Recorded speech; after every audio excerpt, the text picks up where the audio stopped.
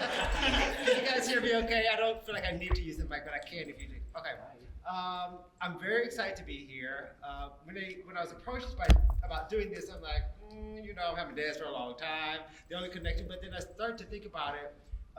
My connection with the Auditorium Theater was through the Joffrey Ballet, and then I also have a personal connection with everyone who's here today.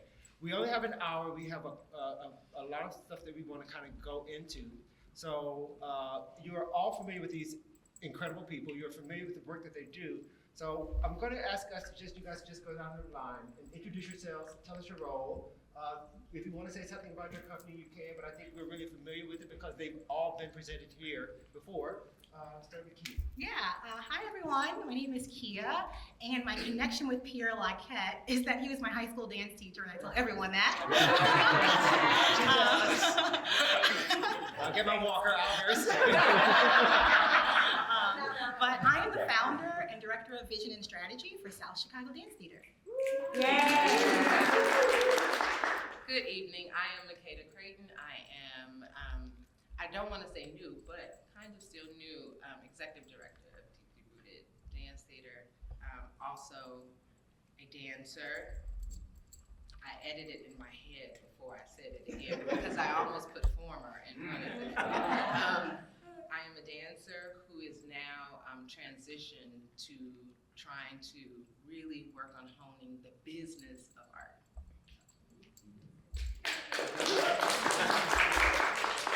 Hello everyone, I'm Nicole Clarke-Springer. I'm the artistic director of Deeply Rooted Dance Theater. I won't say formal, because I have a lot of hats at Deeply, so thank you all for having us here. This is our home, the Katten-Landau, and so it's a wonderful to be here. Thank you for here. Hello to everyone, my name is Robin Edwards. I'm the executive director for the Chicago Multicultural Dance Center and Hipley Ballerinas, where the fun is in the discipline and the discipline is always in the fun. Hi, Homer Hans, founder and director of the Chicago Multicultural Dance Center and the creator of Hipley. Can you each talk about, we've heard your titles, and I know you wear many hats. Can you talk about some of the things that you are responsible for in your role at your individual organization? So South Chicago Dance Theater is just launching our 9th season. And this past fiscal year, I hired my first full-time, I'm not the only full-time person anymore, administrator, who's a managing director, which is really awesome. But I created the title Director of Vision and Strategy because I felt like I wanted to have a title that wouldn't box me into one area. So I do development, I do booking and touring, I do organizational strategy, strategic planning. I do choreography. I'm the resident choreographer of the company. I deal with HR from time to time. And then I do a lot of our oversight for our community programs as well. Great, thank you. I don't want to follow that. So in this leadership transition that we've been experiencing over the last few years with Deeply Rooted, I think my main goal is to continue upon building the legacy and building out the organization of Deeply Rooted. Deeply Rooted is a 29, almost 30-year-old organization, but it has grown very rapidly from something that was more of a company that came together for a very specific purpose at a certain time of year to trying to be an all-year-round company. So building out the infrastructure for an organization that went from focusing all this energy on one main event to trying to develop a full year-round organization is a lot. So, and we do all the things. We're building out infrastructure, staff, systems. We have started to hire, but you still have a lot of hands-on work in development and marketing. It feels like it all, but yes. Yeah, I think that's it. Yeah, you do it all. You do. As artistic director, I was handed the role 6 years ago. And I think that I'm extremely fortunate because I came through the process of Deeply Rooted Dance Theater. We were going on our 30th anniversary, and I was there for the very first moment in Truman College. And I tell the story all the time, in a hot, sticky room with this 6'7" guy standing in front of me, and I was not supposed to be there. I had decided that I was going to New York, and I was gonna go and dance for Ailey, and I needed to get out of my mother's house. As a graduating senior, I was like, I wanna go strike it, on my own. But I met these two men who founded and created something and provided a space for me to have self-reflection, healing, and a connection to my community, and who I was and how I wanted to walk through not just the dance community, but the world. And so now, having gone through the iteration of being a company apprentice, a company member, dance education director, now artistic director, I hold that mission dear to my heart, and I know now the responsibility that I hold. I can't do it the way they did it. I don't want the institution to be a mausoleum. It has to be a living, breathing thing, so I have to have vision for it for myself. But I am the conduit to the work of creating artists who are thinking, feeling, and they have to bring all that so that you can feel and think and be challenged, and then the rest of the community. So that's my job. I'm that liaison between spirit and what happens on that floor. And I have to see it, and I have to be very clear about what my vision is, and be clear about what their vision, individual visions are for themselves. That's not in my job description, but that's how I feel about it. That's extremely important. The job of an executive director of CMDC and Hip Play Ballerinas, you would first have to know that I was bamboozled into this position by Homer Bryant himself, who sent a message to me after I had retired from Southwest Airlines, and sent a message to me through my daughter and said, hey, tell your mom I need to talk to her because I want her to write a production for me. You know, I write productions. My background was dance, music, performing arts, all of those different types of things. And so I came in and said, well, hey, yeah, we can do this. And that turned into, over maybe a 2 to 3 week period, yeah, you know, I really want you to be an executive director because I had this background in nonprofit management, you know, and so here we are today. And so what does that mean in terms of being in my bamboozled position? It's everything. What do I do? Number one, for me, at the heart of it, it is making sure that I'm furthering the legacy of Homer Bryant. You know, there was something that was started years and years and years ago, and it was something that worked years and years and years ago and still works today. And so it's my job to make sure that that works for another 35 years, and it works for another 45 years, and it impacts the next generation and the next generation. So that's part of my job, and to protect that legacy as well. What do I do? It's everything from being an executive director to, before I hired a program director, to being the program director, to teaching in the school, to being a creative insight and voice for what's happening in the school and what's happening with the Hip Play Ballerinas. You know, I was sharing that 3 years ago when I came in. I looked at Hip Play and I said, this company has to elevate starting today. And so it's my job to look at how do we elevate, what is the process that we take, where are we going to be, it's not just, you know, like strategic planning and where we're going to be in 5 years, but really strategically, what's going to make us cutting edge in 5 years, what's going to make us cutting edge in 10 years, what can we offer, what can we create. I'm a creative, and so I'm always looking at what can I create that's going to work and that's going to make an impact. Those are some of the things. I'm a psychologist. I'm a counselor to the children. You know, I'm a lunch provider. You know, I am a counselor to the instructors. You know, sometimes, you know, I'm that person that walks out on the ledge and is about to jump off, and then, you know, realizes you can't jump off because if you jump off, they're going to come and get you and pick you up and sit you back on the chair anyway. You know, it's that creativity to say, you know, what areas can I move? How can I make this organization as impactful tomorrow and in 20 years as it is today? And that's my job, to sit and figure that out and figure out all of the paths for how to do that. So at the end of the day, I sweep the studios and I take the trash out. That's true. That's me. I clean the mirrors. At the beginning of the day, I greet the kids and the parents. How are you doing today? Good. No, you're doing great. How are you doing today? Good. No, you're doing great. How are you doing today? Great. Everybody that comes through the studio have to say they're doing great. It's psychological conditioning. Even the parents now, I say, how are you doing? They're doing great. That is important to me because we keep a positive high where I'm from. I told someone, in order to limit your frustrations, change your expectations. And that's what I do. So for me, it's all about positivity because we know the kids are the future. We're all going to be gone, they're going to be here. You want to leave positive representation of what you do at the end of the day.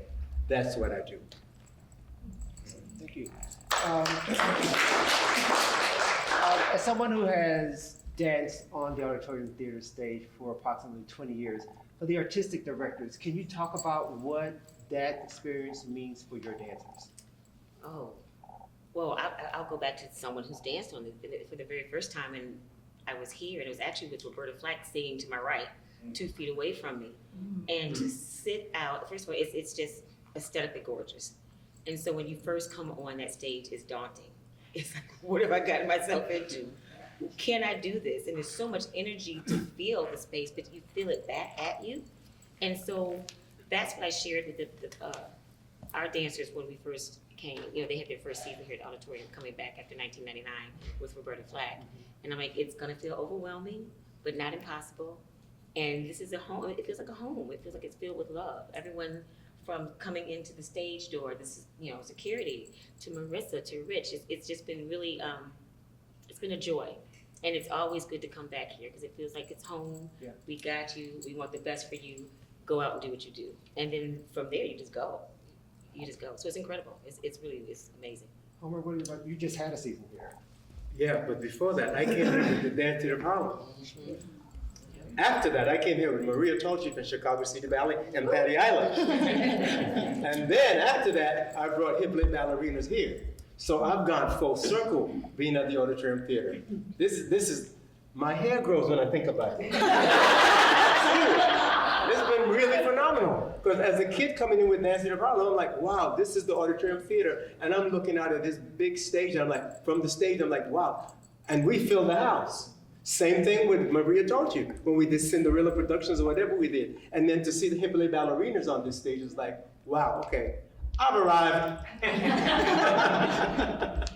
As the youngest member to be a part of the Auditorium Theater stage family, talk a little bit about the experience for you and your dancers. Yeah, I mean, I have butterflies right now thinking about it. I remember before I started the company, in my mind and heart, I said, one day we're gonna be at the Auditorium. Like, I said that, and I believed it. And I actually have a picture in my closet of the company at the Auditorium Theater, and I had it there before we were here. I'm like getting really emotional thinking about it, because when Marissa reached out to me and was like, we're gonna have your evening length work, I was like, wait, your what? and actually, as soon as I said yes, on the inside I said, crap. Now I have to make this work, and it has to be on this stage, and it has to be good. And so the first year, I think the whole time I was like, crap, oh my gosh, what am I gonna do? Is it gonna be good? Like, kind of like made myself like work really, really, really intentionally to make sure that my dancers looked good enough to be on the stage, that my work was strong enough to be on the stage, and that I was, you know, making a lot of like effort to do marketing and get people to see the show. And so when it finished, I was like, okay, it happened. And then the next year I was like, oh my gosh, I got to top the year before because that happened. So now I got to do something different. And then this third year, I was like, okay, we're here, we're on the calendar, they have us. At this point, I should just take a risk. I should just take a risk.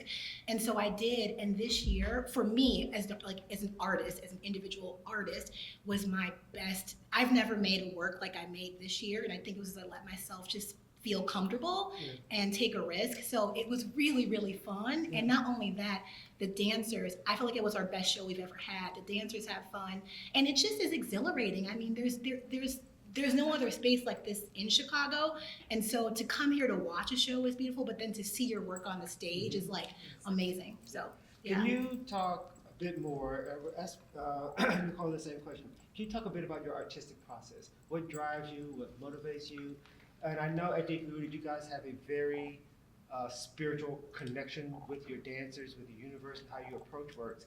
Can you talk a bit about what your process is? The whole universe. Yeah, the whole universe. I've been in the room with them. I'm like, lightning's gonna come down on me. Yeah, I know. I think I'm like this, and I've always been like this as long as I can remember about myself, even as a dancer. If I can't see it, it doesn't exist. What does that mean? In the process, like, and the dancers know. I don't know if you've ever seen that. What's the show with That's so Raven. Aha, you know what I'm talking about. When she does this and her eyes are that, that's me in the studio. It comes to me and it's horrible because I can have music playing in the car and immediately if I see choreography, I have no idea how I got to the stop sign. Because it can be, you know, but I have to see it. And if I can't see it in my, what my dad calls your spiritual eye or your imagination, it doesn't exist. And so but with that, there's a collaboration that happens with the artist. And it's really big on energy, and I'm huge on energy. So when I come into this space, and if it feels like we're going in a good place, and it's just coming out, and I don't know why, and they know when I get through that so Raven look, they're like, leave her alone, it's coming, you know, and I'll give it, but it's not necessarily mine. And so they take the choreography, and something may happen which they think is a mistake, but it's not, it's what it should be. And I'm like, well, let's keep exploring that. Let's keep going in that direction. Does that feel good? Does that feel, you know, and as a dancer of a certain age, it doesn't always happen in your body the way that you see it. And so you're relying on someone else's senses of what that naturally feels like when you're trying to figure out what it feels like in your 52-year-old body versus when I was choreographing in my 20s. And so that's been something that I'm finding inside of my process that I'm trying to figure out, trust, the relationship between the two, and just kind of keep forward. But my process really is just relying on, I have to see it and hear first. I don't come prepared with notes and these are the counts of what it has to be. You know, I have to know, and then I have to have something to say. If there's nothing to say, there's nothing to do. Right. And I have to have an opinion on a lot of things. So I have to kind of choose one, you know, for a season. We don't have a budget for all the opinions I have, but yeah, I have to see it. That was a dig, everyone. Artistic director to an executive director. Don't have the budget always for all of the vision, so we have to cut it down. But I love that. I know I wasn't part of the discussion, but I find it very interesting. For an art form that's so physical, for artists, when we get to a point where our physical bodies can't do it the way we used to be able to, I think the challenge and often the mark of that elevation of that true artistry is when you have to pull it from somewhere else. You have to pull the thing out of you that is so physical from a different place, from a different space, and be able to communicate it to another person without being able to show it. We were just talking about that earlier, even with teaching. I'm not doing it 5 times anymore. So if you don't catch this lightning in the bottle the first time, you won't get it. And I feel like it speaks to something that we struggle with a lot of times, where people assume that because we're dancers and because we've always done something very physical as a career, that we don't have anything in here. Right? It speaks to the fact that there is so much going on in here that has to translate through our bodies, and at a certain point in your career, you have to find another way to do that. That's the beauty of this art form. Yeah, I think my process is, well, my dad was a jazz musician, and so I grew up not dancing, but hearing music all the time. And so a lot of my process, whether I'm actually dancing to the music or trying to juxtapose the music, really comes from rhythm and textures and sounds. And so I think that that's the most I can really say, because that's where I start. I might make 100 phrases for a work, and then by the end of it, we only use 2. But I'm always like, just work at a fast clip of like putting out material. And then kind of like what Nicole Clarke-Springer was saying about individual bodies, I like to look at people as individuals. You know, you look at some companies and it's beautiful because everyone can do the exact same things the exact same way, and it's so cool to watch, but I actually am really interested in the individual and what each person can bring to a work. And so a lot of the times I'll look at my phrase, and if they're doing it differently, well, I'm gonna go with that because that's what their body is doing, and they're gonna be more authentic if they're doing it that way. And so I create things, but then I really let the artists be artists and speak through it. Homer, this is a question for you. Hippley has had tremendous success, but there are a lot of ballet-tomains who think that Hippley isn't real dancing on point. Can you talk about how that affects your dancers? Can you talk about how you motivate them to go beyond that, just to do the things that you guys are known, not just known for doing, a part of what you are, and a little bit around that? Here's my phrase. We're trained in tradition and dipped in versatility. Our approach is Eurocentric. Our delivery is Afrocentric. That speaks for itself. It's who we are. It's what we do. It's all about us. We don't care about you. Did I just rub down? Did I just rub down? End of conversation. If you think you can outdance my hip-lip ballerinas, come to the studio. Do hip-lip. We'll show you. Well, Homer and I, we both danced at Dance Theater Harlem. Yes, we did. And we both were part of Forces of Rhythm. Yes. By Louis Johnson. Homer was one of the leads. It was divided into groups. You had the ballet boys, the ballet girls, the ethnic boys, and then the spiritual girls. And in that, whenever I see your work, it always takes me back to the girls who are very classical in white leotards, white skirts, very Balanchine-esque, break down and doing some of the things that your dancers are doing Yes. now. So it's I always showed Arthur Mitchell when we were in Russia because of the Obama administration doing a dance exchange, and it was Putin, Medvedev, the president there at the time. I showed him a video of my girls doing the hip play stuff. He says, you have a great idea here. You're going to get a lot of flack from that, but I would take the ball and run with it. Just make sure the girls are strong in the ankles. Yeah. That's all the encouragement I needed. Wow. My mentor gave me his blessing. I took the ball and ran with it. And in 2010, or was it 2009, I got a trademark on the word hip play. So we have shut down a lot of people across the world from saying they can do hip play. So it was the best thing I've ever done. I was thinking about like somebody else. You know what I'm saying? It wasn't me. All these thoughts, all my choreography, all these images that they talked about when we do hip play stuff, it just goes, I hear the music, the dancers do something wrong, I say, I like that. Oh my God, keep that. And every hip play move has a name, and they're recorded. You know, so we have a trademark on the word hip play. So that was the blessing. you have a vocabulary. A vocabulary of all the different steps.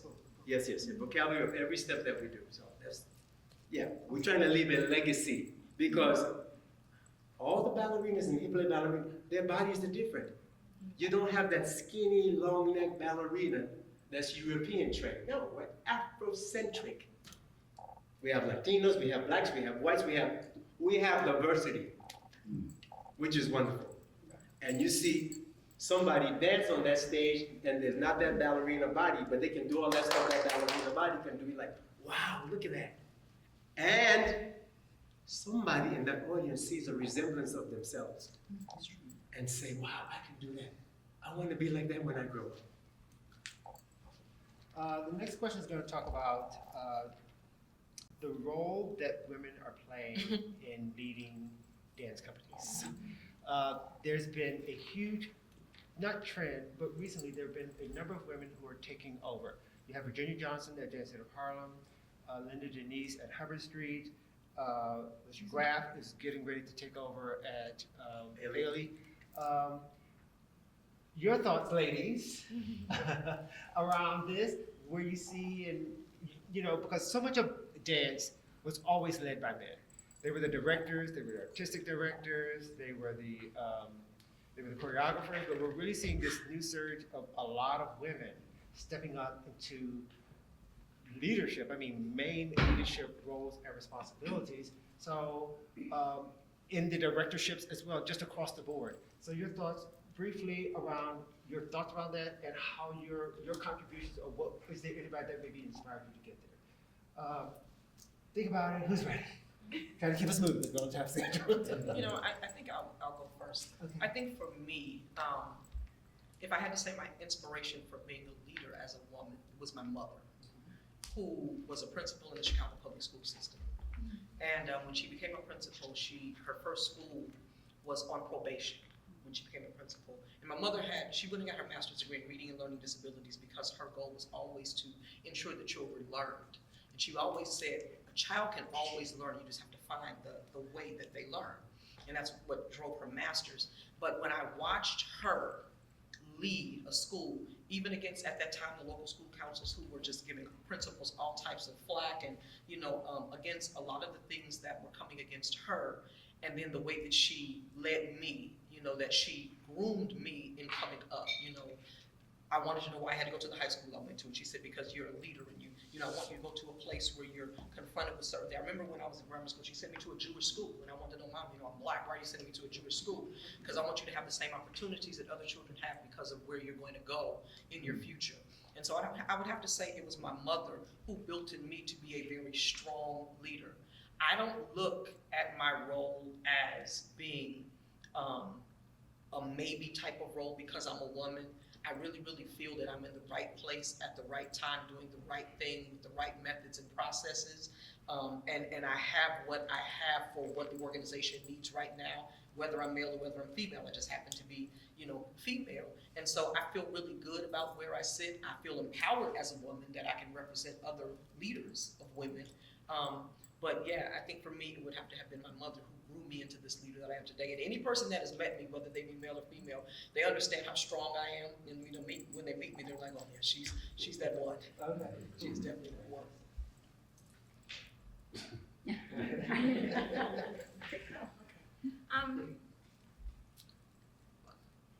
I've always been bossy. That's my sister. I think it's wonderful seeing all of these women come into and step into these roles.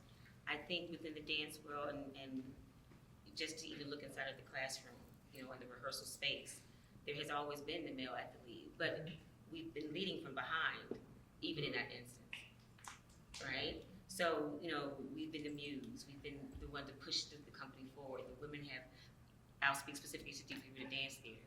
It was Jubilations first. Kevin Angus' first company. And it was during the late 80s, and the company began to be riddled, and all the men were, being taken, well, not being taken, but they died from the AIDS epidemic. And it was the women that pushed the company forward, that held on to the mission and stayed, and I would create more works that were female-centered. And so we were constantly being in that position and holding on and pushing things forward. And that's what I feel like. We have always been leading from behind, and it's just time for us to step forward and do what we do. And I don't know if it's always appreciated, I'll say this, because sometimes I will say being in this role and being a woman of color, admittedly. So my clarity and vision, my approach, my no nonsense, attitude about things and how I see and would like to see the company move forward isn't always taken, as well as it would be from a male point of view. And that's just my opinion, It's the angry Black female syndrome, I think, sometimes. And it's not meant to be that. It's just I'm very clear about who I am, what I'm here to do, and how we're going to do it. And so I think it's wonderful. I'll just go back to that, and again, like you said, I think male and female, but I'm ready for the position, and I'm growing and constantly growing. And it felt like, when I decided and I said yes to this crazy idea of me being an artistic director, there was something inside of me that knew that I had something. And I'm humble enough to know when I need to accept that I don't know something, and I'm wise enough to go ask for help. Yeah. And so, as long as I can do those things and just be open, I'm just going to do the job until they kick me out, like Martha Graham. I'm here to annoy you. No, I'm just kidding. But I'll do it as long as they'll have me, and as long as I have vision for it. And when that stops, I'll dismiss myself from the role. I think that in this executive director role, and I don't want to, because I know you're going to talk about it a little bit more later. One of the things I'm doing is building a a new center for the organization. So what we all knew, but I am learning and navigating, real estate development is a very male-centric industry. And a lot of my time is spent in the real estate development field for this organization. And I think as a whole, the society, yes, although it's always been a patriarchy, it's time for a shift in leadership. Although I don't know that we're all necessarily ready. To me, it doesn't matter. It's time. So we're stepping up now. There's a lot more women executive directors too of dance companies around the country as well. Whether you're ready or not, we're here.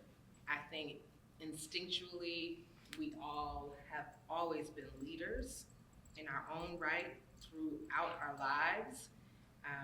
Yes, we're learning some fields and industries that for a long time we were kept out of, but it's not hard, I think, for us to gain the aptitude to be able to do those things.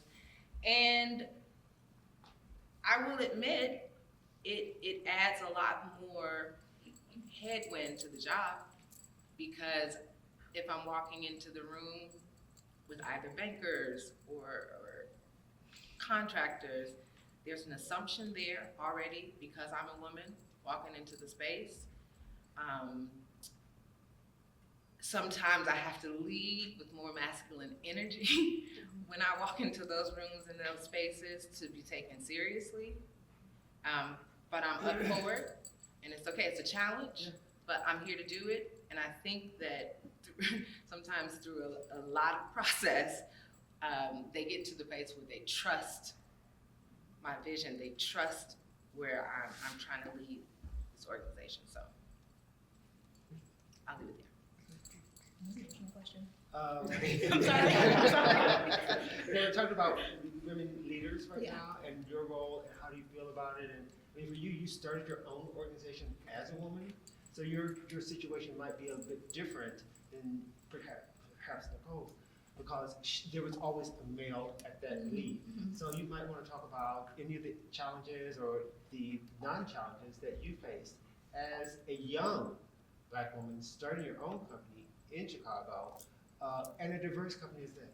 Yeah, I think after what you said, I really was inspired. After college, I actually have only had female bosses my whole life. Like, that just happened to be the case. So after college, I went to Dayton Contemporary Dance Company's second company, and that was run by a woman. And then I went to Lula Washington Dance Theater, and I was only there for 2 years, but I learned everything at Lula Washington because they're this incredible company, but they're a small team, and everyone does everything. And so I watched Lula come in the studio every morning, and she'd be picking up, taking out the trash. Then she'd go and do some office work. Then she'd go and teach a kids class. Then she'd come and give us corrections on choreography. And then she'd be, doing whatever, bookings and stuff. And I think when I saw her do that, because my whole life I said, I'm going to have a dance company one day. When I saw her, it actually scared me, and I thought, do I want to do this one day? I don't know. She's always been in my mind because I remember one day she looked at me and she said, or not even just me, it was the whole group. She said, do y'all have faith? And we were all like, what? And she's like, well, you need to go get some if you don't. And that's just her whole model. She just keeps going, and the company keeps elevating, and they shift and they mold. And I saw her do that, and so I was like, well, I can go home and do this at home if she can do this in LA. So I've only ever really seen women leaders. The 1 year I had a male leader was at my year Joe Hall, but even Jackie Sinclair was really running the company at that time, so I never really had a male, Yeah, I just want to say real quick, and I don't mean to disturb you, but women leaders lead with their heart. Men tend to go right here.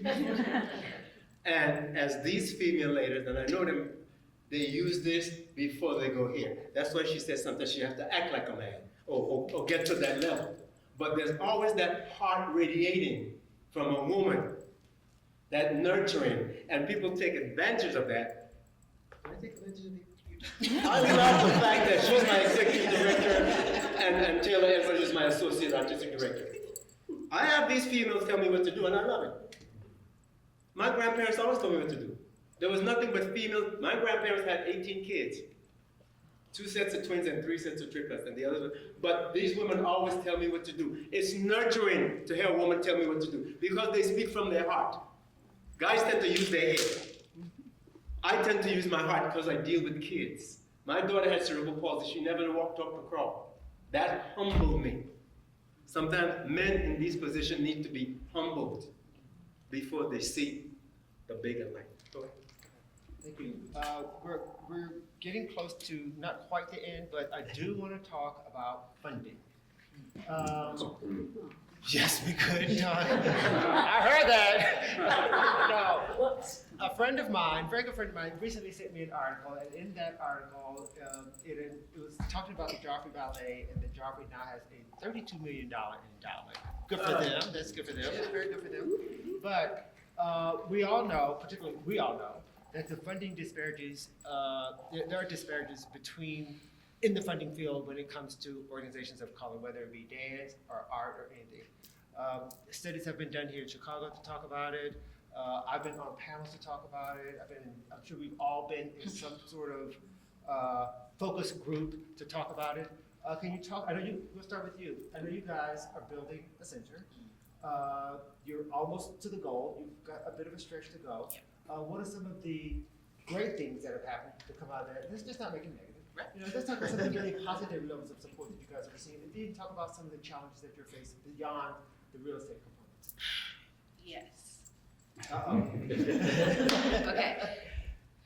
I will say this, for an organization that for probably 25 or 26 years had never even broken to the $1 million operating budget, right? It was correct, over 25 years, right? To then in your 25th year up until now, manage to raise $14 million is an incredible feat, right? So,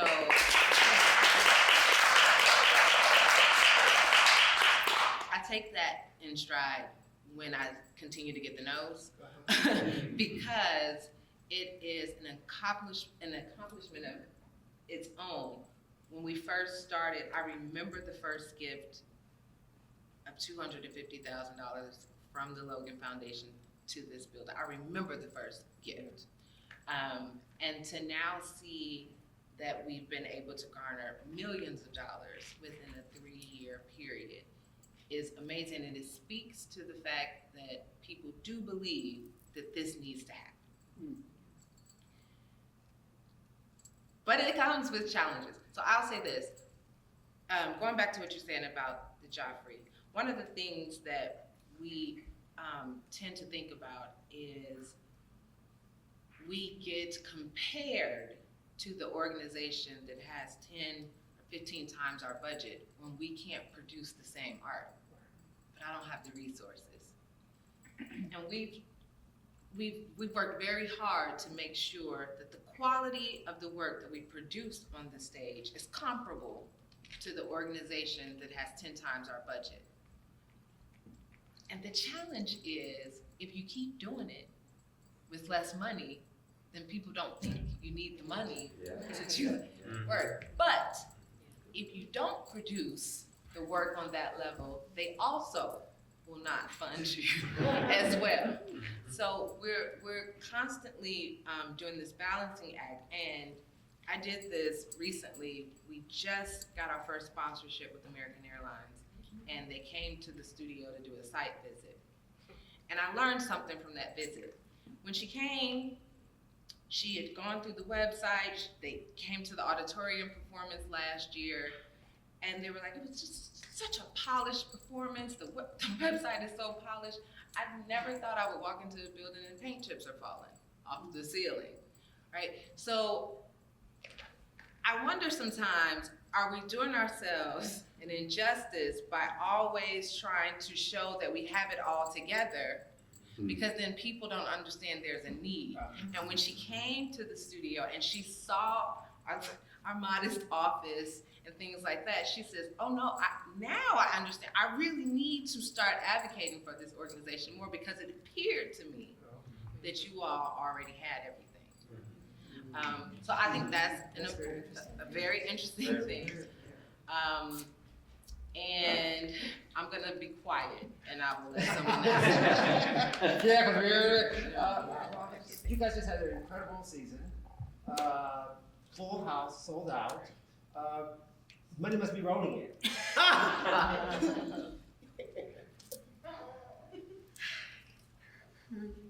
Sure. It's rolling, it just hasn't arrived. For me, and you have to understand that I'm a mom too, not just an executive director, and so for the people that I lead, I also understand that I have people's livelihoods in my hands. And that means a lot to me, right? And so when we were preparing for the auditorium, we were originally supposed to open the season, and we couldn't because there were a lot of things going on. And so when we talked to Marissa, and we're like, well, she said, you can close the season. Great, you want hip play ballerinas to close. And the preparation and everything that went into it, because my standard was, listen, we're hitting this auditorium stage, and it has to be just like this. We have to blow these people away, we have to sell it out, we have to do all these things. And so we were able to accomplish that, and to me, present what I felt was an iconic performance. And if you were there, I'm sure you agree.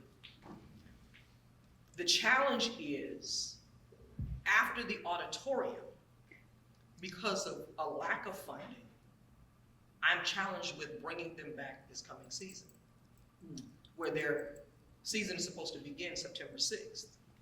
And the associate, I remember one time Makeda, she said, sometimes artistic directors, they don't understand some of the things. Sometimes they want what they want. And so I have the wonderful honor. I totally understand, right? I have the wonderful honor of having my daughter as the associate artistic director, and she, as when I was raising her, doesn't listen all of the time when I'm speaking. And so when I'm telling her, she's saying, well, this is what we need. They need their contracts, they need this. And I said, I can't give a contract with what I don't have. Sure, I can make you a promissory note, but I can't give you something that I do not have, and I don't want to commit to something. But the challenge is, how do I go from this iconic performance at the Auditorium Theater to not having this company come back? Because we've reached a point of notoriety where people are saying, hey, we want you to come. And the truth of the matter is everybody doesn't have the money to pay what you need to pay them for rehearsals and pay them for the performance, because they've got to pay their bills. And so where does that leave us? Sometimes the disparities leave us with, I'm still trying to figure out how I'm going to deliver these contracts for them to come back. Am I going to be able to pay them? A lot of people didn't know that we performed at the Auditorium, but I laid them off from January till April of this year. Why? Lack of funding. They came back 3 weeks before the Auditorium. And most people did not know that and still performed the way that they did, right? How am I supposed to get this funding so that they won't do what they're doing right now? And what is that? That is cross dancing. So I'm dancing with hip play ballerinas. We pay for their training, we do all this other kind of stuff, we pay their salaries, and we pay them very well. Not well enough for probably the city of Chicago, but still we pay them well. But in order for them to chase the dollar, as they have to do, they're dancing with 2 and 3 other companies at the same time. And so now the propensity for injury rises. I'm speaking with our lawyer, well, what happens if they they're gonna come after you, hip play ballerinas, because you have more. You have the insurance problem. You have the insurance. So they're gonna come after you, but now it's gonna affect me. And so these are the things that happen. As an executive director, I think I cried in front of them for the first time when I had to lay them off. Because I'm very transparent. If you know anything about me, I've given up my salary to make sure that they've gotten paid. I didn't get paid from December until May to make sure that they were paid. Homer has, given up his salary. I've taken money out of my retirement and put it into the organization to make sure that they were paid. Why? Because I hold very seriously the fact that I have these people's livelihoods in my hands. And that's a serious thing to me when you get people that come and they give their everything for you, and I'm telling them what they've got to be on this auditorium stage, and they did that, right? They did that. How do I not bring them back? But how do I bring them back? That's the question. It's kind of like what you were saying as well. We do it, and people don't understand. The dancers understand because they're fully committed to whatever it is that they are doing. But if you don't have the funds to do something, decisions have to be made, and bills have to be made. If they're not happening, then they've got to make other arrangements. Yeah. Yeah, I think, I don't know, I think the first time we applied for a grant, this is our third season and we got it, I was like, wait, someone else wants to do this thing that I want to do. And it felt like the biggest privilege to say that like, I can go and have an idea and I can apply for funding and someone will fund it. Like I feel like in the US we have this big privilege of there's foundations or individuals or like American Airlines or like all these different places that will support your art.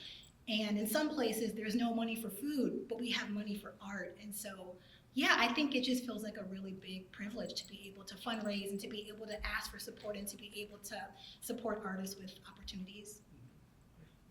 But I think it's still some work, right? So I sit on some grant making panels in the city. And on a particular panel this year, it's for organizations whose operating budgets are $1 million or less.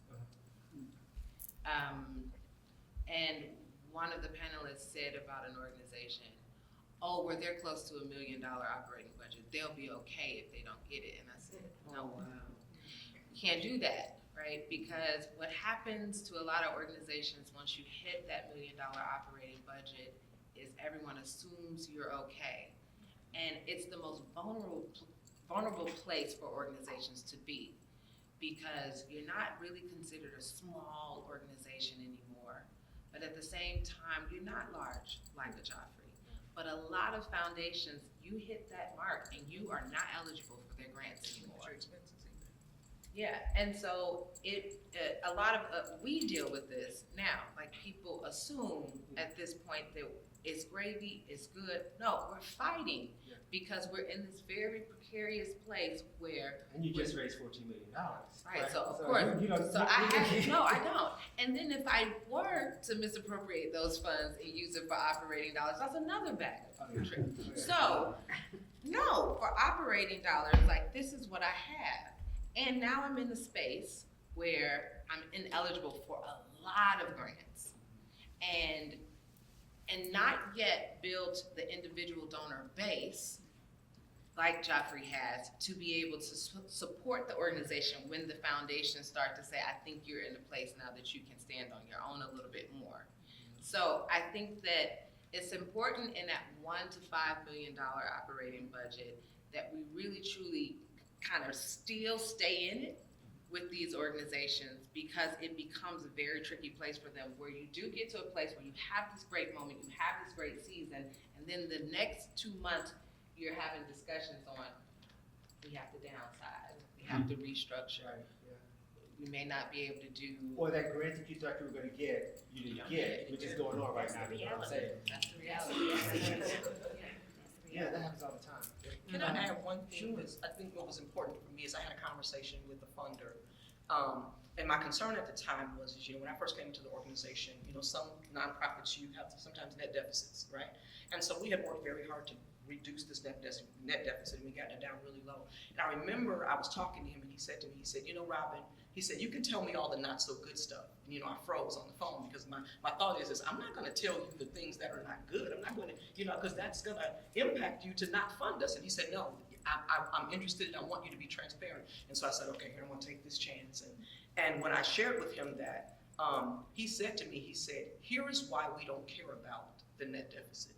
He said, because what we understand is that Black dance companies do not have the same thing, and he used this company, he said, like a Joffrey, where Joffrey may have a legacy of generational wealth. I can call my uncle and I can get him to write a check, and I can call my cousin, I can get them to write a check, and or whatever. And Black families don't necessarily have that. If they do, it's more the exception than the rule. I can't call my Uncle William and say, hey, Unc, can you write me a $50,000 check for this? And he said, what we understand is that we don't have that, and so we take notice of that, and that's why we still want to be, in this place where we can fund you. Unfortunately, sometimes the funding wasn't that great, but still they would give us something. We appreciated it. But I really appreciated the fact that they recognized that there is a disparity between cultures where there is something that exists over here that does not exist over here, and it is still affecting you. We are getting close to time, but what I want to do is a couple of things. I wanted to open up the floor to see if there were any questions. Thank you. And then what I also like to do before, we can just like give a quick, here's what's happening next for us on for our organization. Yes. Listen to your comments. First of all, let me just say I'm in awe of your commitment to what you give, because I know it's a lot of blood and sweat and tears that goes into it. My concern is twofold. One is we're in a time period where we're not going to get funding from the federal government. And we've got to turn to our communities like we never have before to ask them to give. That's number one. Number two, what are you doing to mentor the next set of leaders? Because greatness is only significant if it lasts. Okay? So you got to pull up the next set of leaders. Each of you have to take one. Each one take one. Because if anything happens to you, and we know there's no owner's manuals on this stuff, okay? We don't have an expiration date. So you have to have the next set of leaders stepped up. Because if you're not around, it will not last. What are you doing for the community to ask them to give? Let me, if you don't mind, you're still new in yours, I'm sure you're not even thinking about that. You might be, but I'd be interested in knowing about you because you're 9. You've done everything on your own. Have you even had a chance to think about any of that? About what would happen next? For you, developing someone who might step in and take over. Yeah, so I have a 75-year plan for the organization, and so eventually I want to be obsolete so that, yes, I'm still working at the company, but I'm there because I really want to be there.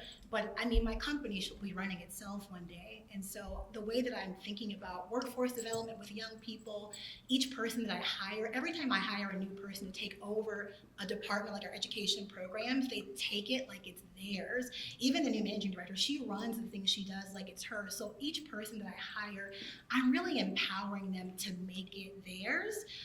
And then I also am thinking about developing my board even more over time so that my board really understands more of who we are and what we do. And then what happens after season 75, really, really thinking far in advance because I want my company to have an impact far beyond my lifetime. Anybody else? Oh, girl. 75. She's young. Thank you. And I didn't want to say this. I don't want to be dismissive. And I think that's wonderful. It is great. I was like, wow. Exactly. I think for deeply rooted, things happen so organically. And so the same way I did not come in and I did not say, you, Nicole Clarke-Springer, you're the next artistic director. No, it came up that you find individuals that first believe in the mission. And it's organic and it's cellular. And that's what's important to me for the next person. And there's people who are popping up now that you can see it in them. Yeah. And they're gonna have to go away. I don't want someone to be here for 75 years because they don't have any life experience. I need for them to leave me. I need for them to go out in the world. I need them to fail. I need them to travel. I need them to do all the things that I got to do. And then you can come back home and say, this is what I know to be true. And this is what the vision needs to be now for the next 30 years and beyond Nicole Clarke-Springer.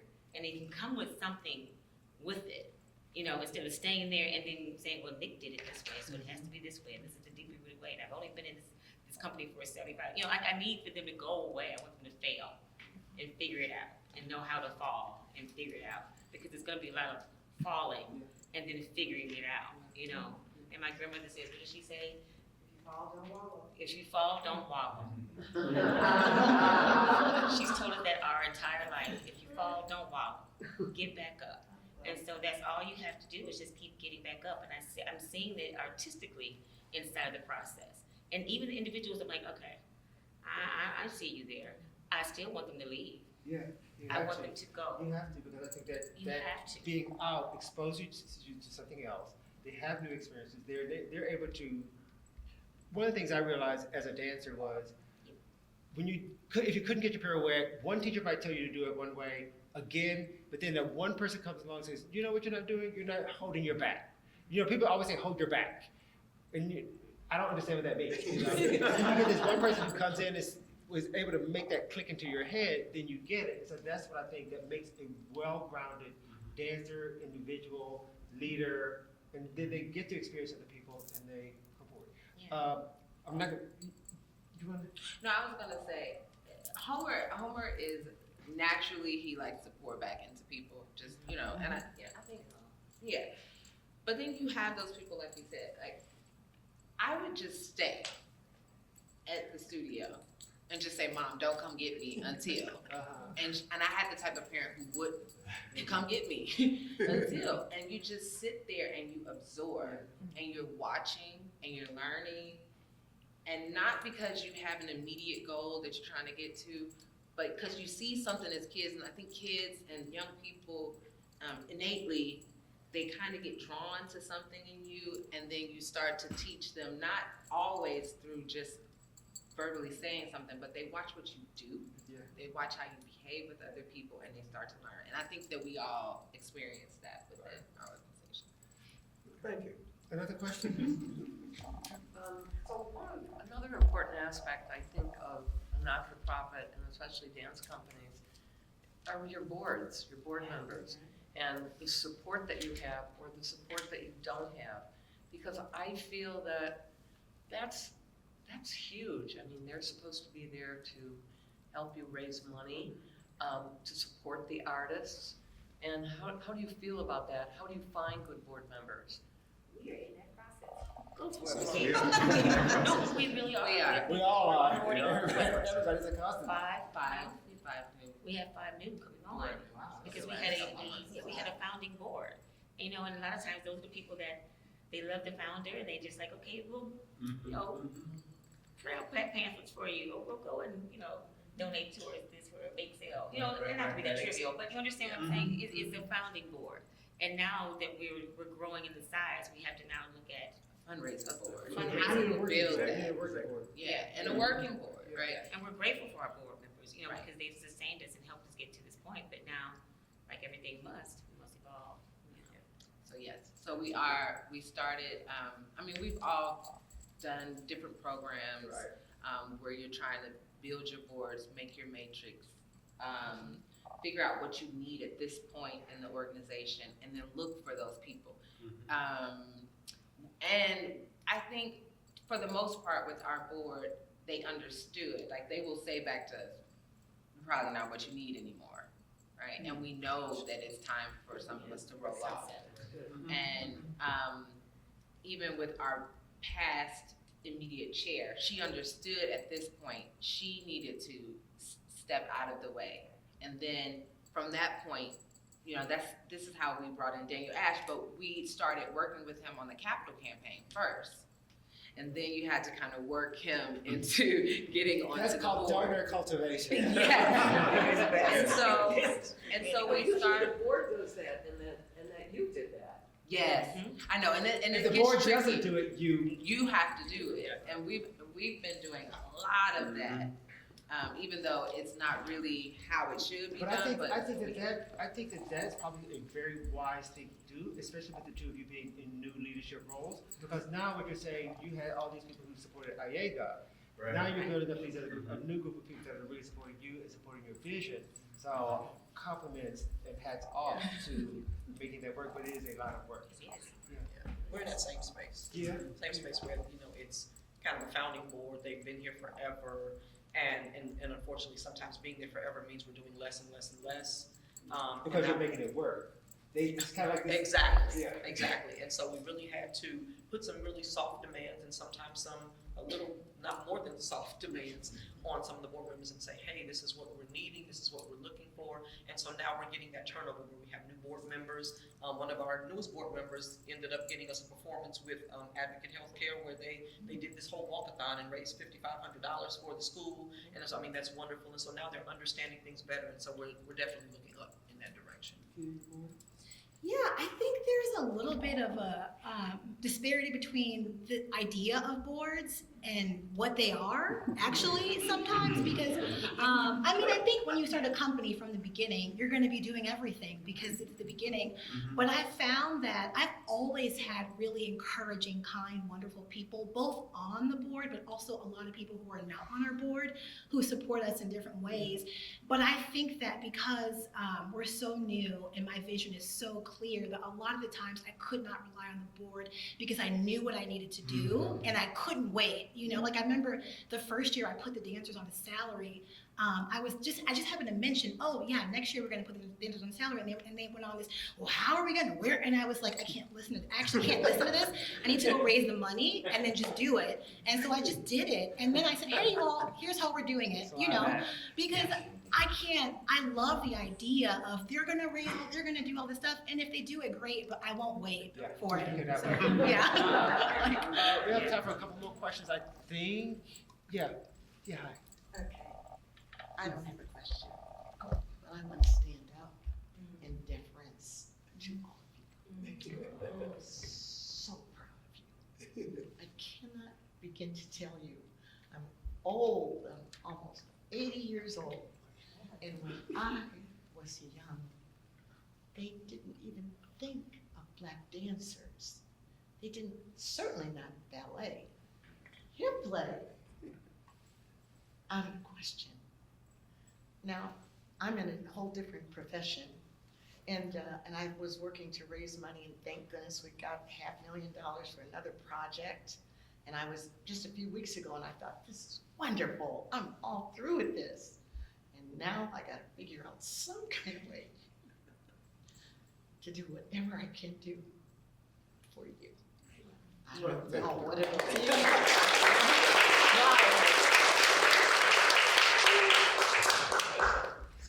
Anyone else? Judy, you don't have a question? Come back. Yes. I'm curious about each of your experiences post George Floyd. The concept was that money flooded into Black organizations. Is that true, A? And B, if it was, is it still flowing, or did it dry up because it's not popular anymore? Nobody's looking anymore. Not like DEI. Right, but I'm curious, the people who actually, maybe it's a false understanding, but that was the sort of the. You know what I think? I think it was a mixture of COVID and the movement, right? At that period, I guess. And I would say that like that's where we started to get a lot of capacity building grants and like these influx of large grants that were temporary. Right. The struggle now is no one still wants to fund the way they did for the last 2 or 3 years, and now it's like we're bouncing back. Are they gone completely? Or expiring. Or expiring. And nothing to replace it. Nothing to replace it. Yeah, right after COVID, we had gotten what was DKs had given a grant. It was recovery, COVID recovery funds, and they had an umbrella that had workforce support. And so that was the first year that I was actually able to contract Hip Play, where I got a grant for their salaries that particular year. The problem came the next year when they didn't re-offer them, right? And so, and then they had a cohort that they did where they would ask us in the cohort, what are some of the challenges? Well, the challenge is you didn't offer this again the following year. And so, those were, I think we even got, there were a lot of those at that particular time. I think there was a lot of, I agree, it was more COVID focused, and all of that was kind of happening at the same time. And I think a lot of organizations, that was when like, okay, now DEI is coming up, so we're gonna try to identify these diverse organizations to get support. But then, like you said, you got it. Grateful for it at that time because it really helped sustain a lot of organizations. But then again, it's like, okay, those funds just aren't there anymore. Can I add something up here, because I don't want to give you the time. But in this cohort, one of the things that I said was, imagine the position that we sit in applying for some of these grants, some of the funding, when every funder has a different requirement in terms of, if I apply for this grant, they want the organization, they want the board chair, the executive director to be Black. So I've got to, in this application, I've got to show you where we got a whole lot of Blackness going on. In this particular grant, they want to see diversity. So now I've got to give you the information about the organization. How many white teachers do you have? How many Latin teachers? And if we don't have all of that, then I don't meet your criteria. And so sometimes it causes us to have to be financially schizophrenic or funding schizophrenic because we're trying to be all things to all people to get your money. And it becomes very frustrating sometimes trying to live up to everybody's expectations. Do you all require a financial contribution or financial commitment from your board members? Like I've served on the Goodman Theater Women's School, okay? And that was a long time ago. At that time, my commitment to come on board was $5,000. okay, I've served on St. Scholastica Academy. Our board at that time was $1,000 to commit. I'm not on the University of Chicago's board. Our minimum requirement is $1,000. So are you requiring your board members to make a financial commitment when they come through the door? Yes. Absolutely. You absolutely do. Do you always get it? And then you have to juggle, right? Because, you know, boards do a lot of things. Some people may not be able to meet the financial requirement, but they're willing to roll up their sleeves and work. And there's a need there. Some people may have networks that can give. So as long as they're working their network, then it's okay. I'm not saying that we're necessarily in that position just yet. I think this is why it's important too that your board believes in the leadership that's there. Right. Because what I think we saw, and Robin, you kind of hinted toward it, some of them have been around for a long time, and then their commitment and their work and it starts to diminish over time. It's expected. As expected, which is then when we should say, thank you, love you, you helped us get this far. I think it's time for us to now bring in some new energy. Do you all say it, or does the board member say it? We say it. We say it. I say it out loud. I'm just saying. I'm just repeating. Howard just pushes about to do it. We're becoming more firm I got it. in that aspect. Jennifer's question, we were in a really different position than these companies when COVID hit because we were in our third season. So a lot of those funds weren't even old enough to get. So in a sense, COVID didn't affect us because we were so small that we were like, okay, well now we're an online dance company. You know, we were able to pivot more easily. So that didn't impact us so much. But then the board question, we have a financial requirement for the board, but I think more than anything else, because of how new we are, I'm more interested in like, do I trust you? Do I really want to have you weigh in on our financials or this or that? We're not at the founding board space anymore. That actually ended really quick when I realized like what a board actually was. I was like, oh, you all have to go. You all gotta go. I'm like, no. Like, no. Sorry. Sorry, this is on film. Great.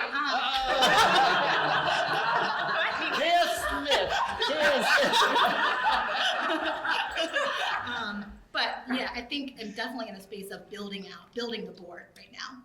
Yeah. We have time for one more question. Yes. Hello. Hi. Hi. Had the pleasure of working with almost all of you, so this has been a lovely conversation.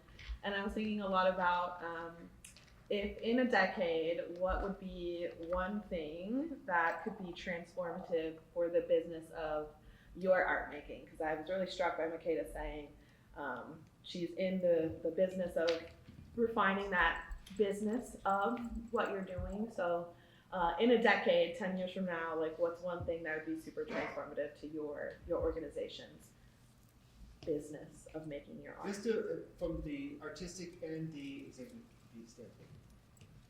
I'm a dreamer. I dreamt of Hipley the musical. I've dreamt of Hipley the Nutcracker. I mean, I'm Aries, so I'm always thinking outside the box. I'm from St. Thomas, Virginia. As a kid, I would sit in the yard and watch the planes go by, and I would be on that plane, going wherever my mind decided that plane was going to go. And I still do that to this day. So I'm a thinker, I'm a dreamer. I just need the money. Hipley the musical would be amazing. Think about it. help. Okay, I'm done. Go ahead. I think for me it would be super transformative. In my mind, I don't care what it is or what you put on the table. If it's not cutting edge, it's not gonna matter. And so for me, what is gonna be super transformative is that I can always ensure that we're in a space where we remain cutting edge. That's gonna help us always be in the space.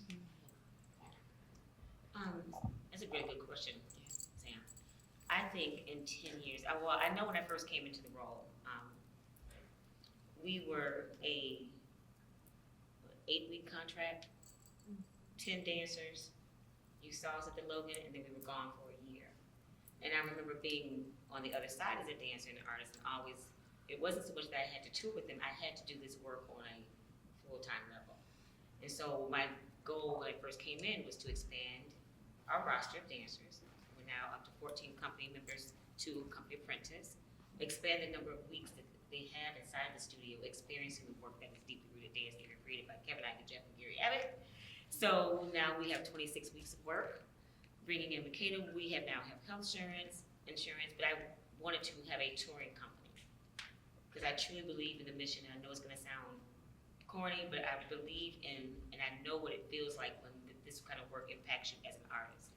And then that impact then impacts the audience. And I felt like more than just the Chicagoland area and the nation needs to see it. It needs to be an international global thing. We have yet to get there. So hopefully by 10 years, we are touring and spreading the word of deeply rooted dance theater around the world, but also doing so through our dance education programs through this building. That's going to be a key central point of where you can come and spend time with us, have a space that's provided for you to figure it out for yourself as an artist. I think for me, as a Chicago native now returning to Chicago, I'm more masterminding. I need Chicago to be, for the talent that we have here, for the years of legacy that we have here with dancers, dance organizations, I need for people to see Chicago as that destination for it. We're not there yet. And I've had conversations, I think this for me is a first step, like this building this organization, this infrastructure, yes. But then, I don't know, that was 2 years ago. I talked to Homer, like how do we make you the dance theater of Harlem of Chicago, right? How do we grow this dance community, right? So that it's recognized on the national stage as well as the global stage. So I'm constantly thinking about that. Rich and I sometimes have conversations about, I won't even say that out loud, but I know it's still cooking. But how do we get people to start to not just think New York, LA, or to only think I'm going to see art in Miami when it's Art Basel? Like, how do we make Chicago more of this artistic hub and it's so much here. So I think about that. I don't know if it can happen in 10 years, but you have to start. We're the third coast. Within a decade, I guess from now, I want my organization to be an organization of leaders. So I'm working on the business and not in the business, and it really is self-sustaining. I have a number of earned revenue ideas that I want to start implementing in the next 5 years, because I think that it's just such a fib that nonprofits shouldn't have money. I really want our organization's programs to be sustaining themselves, so that we're not always relying on, this foundation or this or that. In terms of artistic work, it's kind of two different lanes. I guess we work artistically. I really am passionate about commissioning new work. I love bringing choreographers to Chicago and commissioning artists that live here in Chicago. And so I want to keep doing that, but also focusing on Chicago's dance history and commissioning artists who have been here working for a long time to bring their work to our company. So that's really important to me. But then in terms of my own work, I just want to keep growing as a choreographer and making more work and really making my company a home for my work as well.